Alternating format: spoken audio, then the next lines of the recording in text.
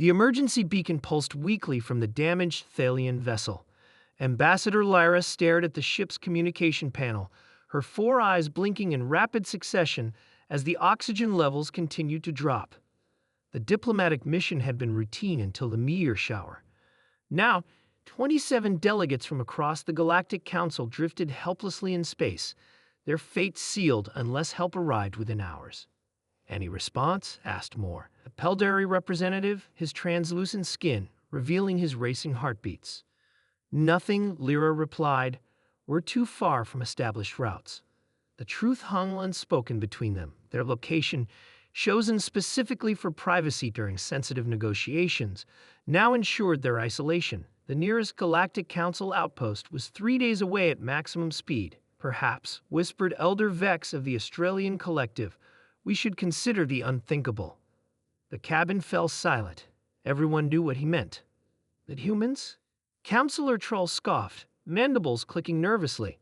"They're barbarians, predators. Their entire history is written in blood. They're also the closest sentient species to our position," Vex countered. "Their mining outpost on Terra 9 is less than 6 hours away."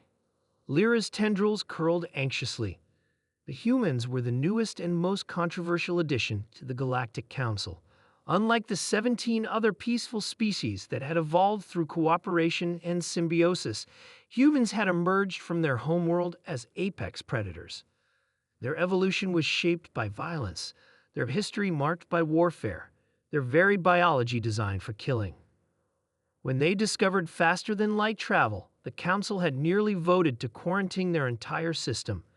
It was only the desperate need for resources during the quantum blight that had forced the Council to extend an invitation. "It wouldn't come anyway," said Moore. "We've made our distaste for them quite clear." "They will come," Vex said with certainty. "That's what makes them different." With life support failing and no alternatives, Lyra authorized the transmission. The distress signal was sent directly to the human mining colony, bypassing Council protocols. Then they waited, preparing for death, or perhaps something worse. 5 hours later, alarms blared throughout the diplomatic vessel. A ship had entered their proximity. "It's unmarked," reported Trowell, examining the scanner. "Definitely human design, but not Council registered." "Pirates?" Moore whispered, his skin now completely transparent with fear. Before anyone could respond, the communication panel activated. A human face appeared on screen, flat, with only 2 eyes and exposed teeth that evolutionary psychology experts claimed was a smile, but most Council species recognized as a predator's display.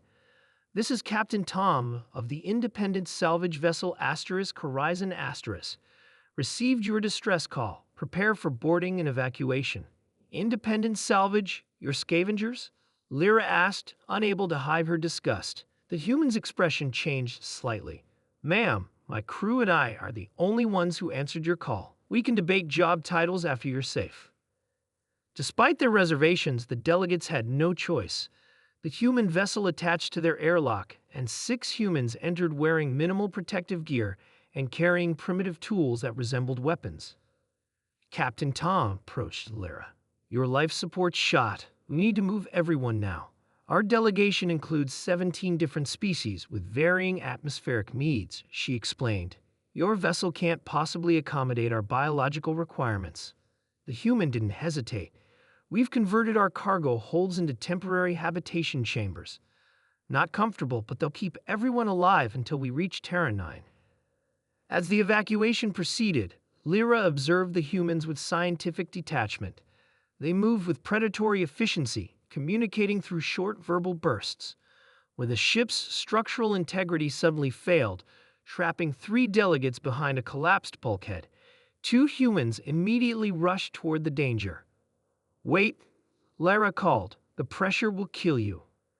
Captain Tom ignored her, sealing his helmet and diving into the breach. Minutes later, he emerged carrying an unconscious Peldari delegate, while his crewmates followed with the others. On the human vessel, Lyra found herself sharing quarters with Captain Tom as he piloted them toward safety. "Why did you respond to our signal?" she finally asked. "You must know how the Council views humans." Tom kept his eyes on the controls. "Because you needed help." That's all.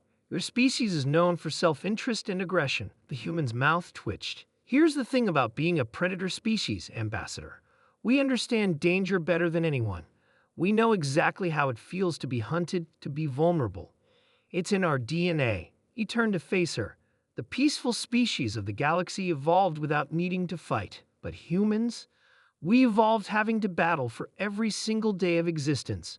We fought so hard and for so long that we eventually decided to stop fighting each other and put that energy elsewhere. Into violence against other species, Lyra suggested. Into running toward danger when everyone else runs away, Tom corrected. Into being the ones who go into the dark places because we're not afraid of what's there. We already know the worst that can happen because we used to be the worst that could happen.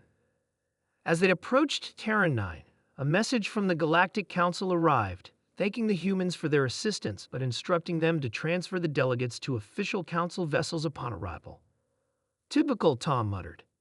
Save their lives, but heaven forbid they owe anything to the killer apes. Lyra surprised herself by disconnecting the transmission. I believe our diplomatic vessel experienced a complete communications failure, she said.